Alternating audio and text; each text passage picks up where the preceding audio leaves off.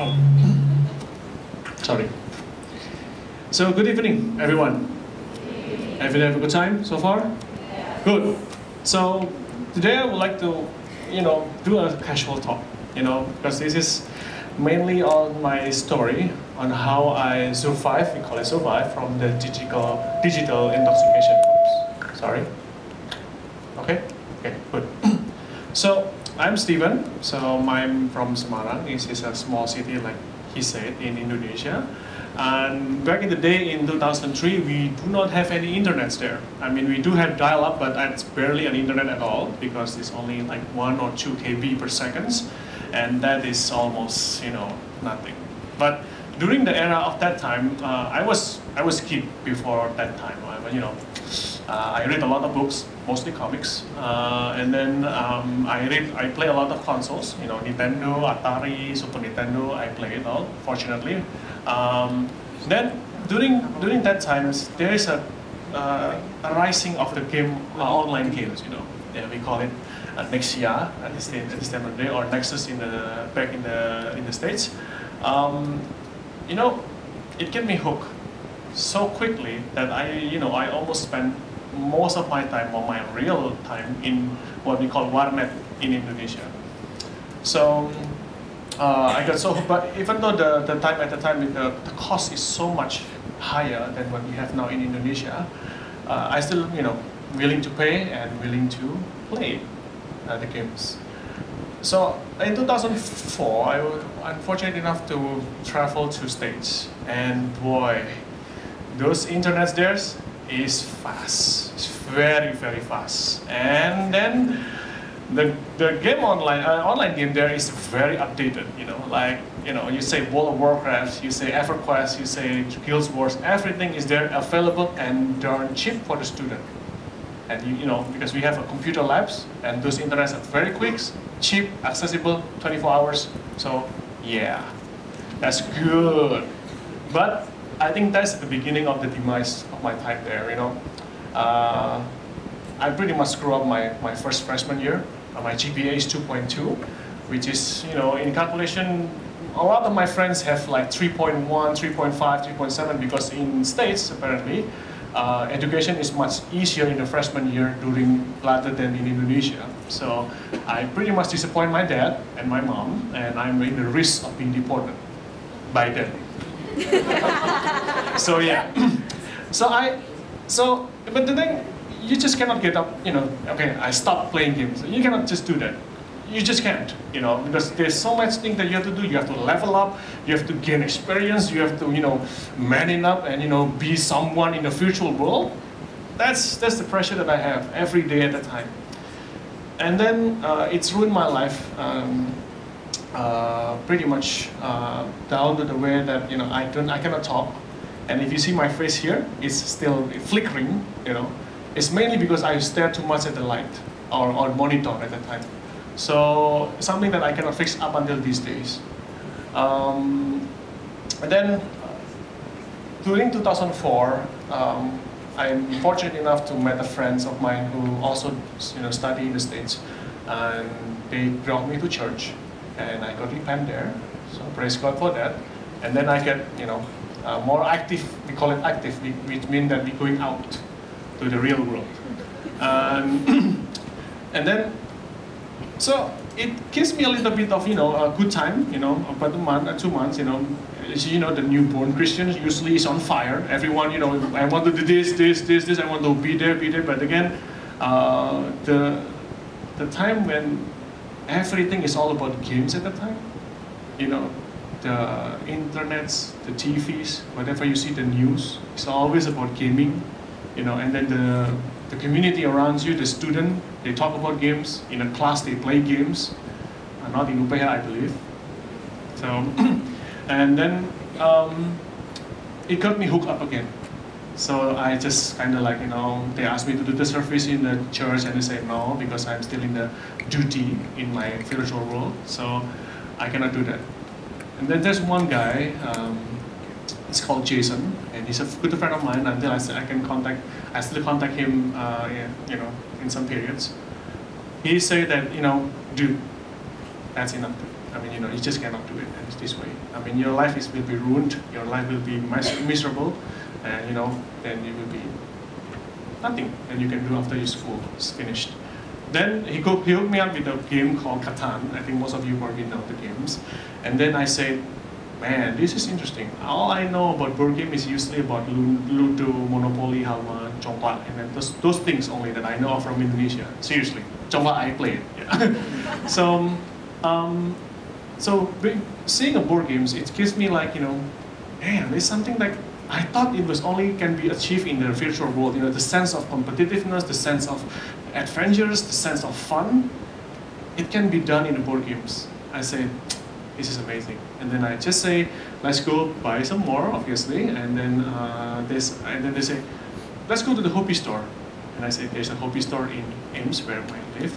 Yes, there's a hobby store. And then when I came there, I see thousands of games displayed there.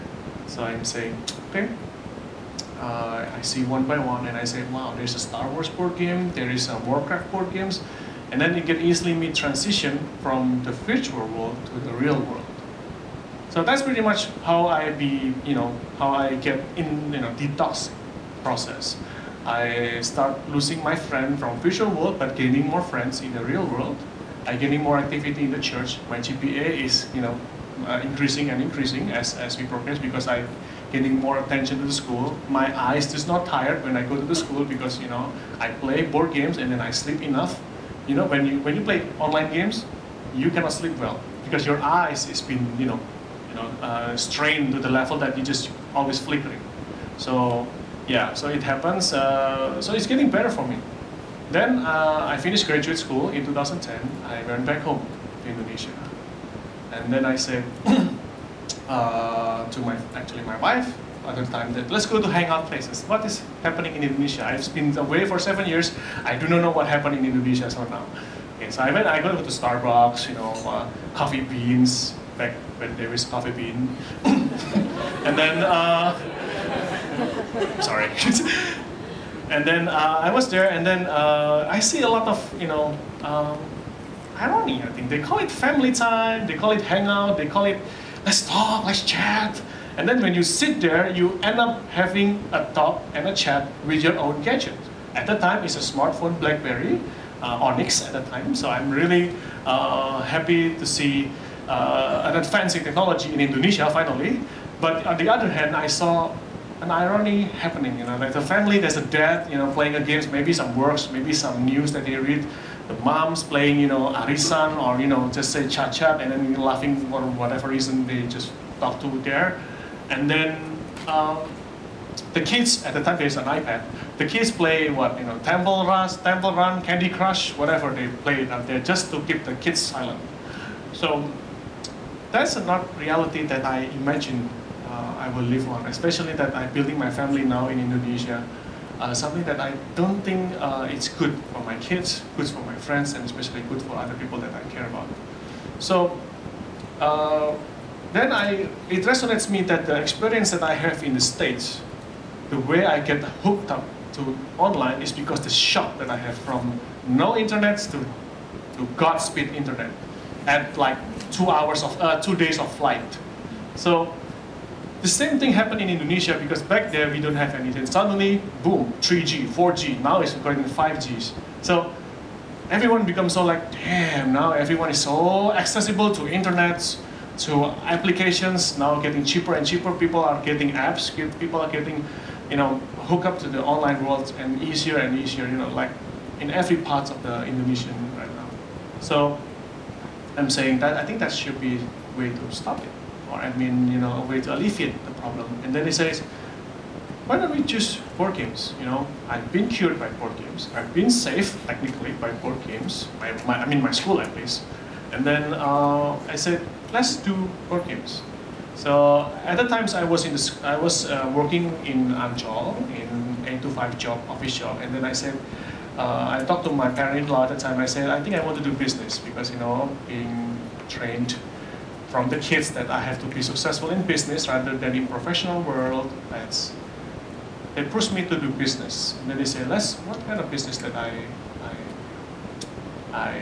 decided to go because I don't do construction work. I don't do mining. I don't think I can do that. Because I'm a nerd. I'm a geek. I like to read. Then I thought, of course, selling book is not an option here. So so then I said, let's make a cafe. Let's make a cafe. Let's make a cafe. Nice, easy. Everyone makes cafe these days, but makes it different. Okay, let's make a board game cafe.